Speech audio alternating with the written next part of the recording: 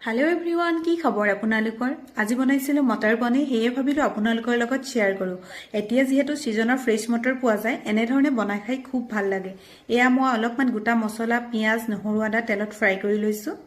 half fry হোৱাৰ পাছতে বিলাহীখিনি দি আৰু অলপ সময় ভজাৰ পাছত এই গুটিখিনি মই এটা মিক্সাৰ জাৰত পেষ্ট বনাই লৈছো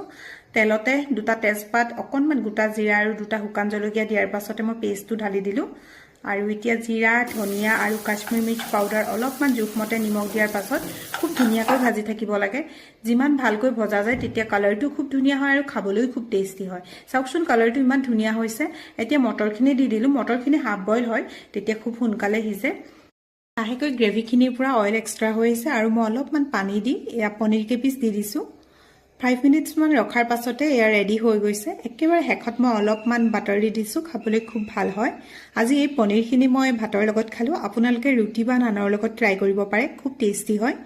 আৰু এই ভিডিঅটো চাই কেনেকুৱা পালে জনাবলৈ নাপাহৰিব আজিলৈ আহো বাই বাই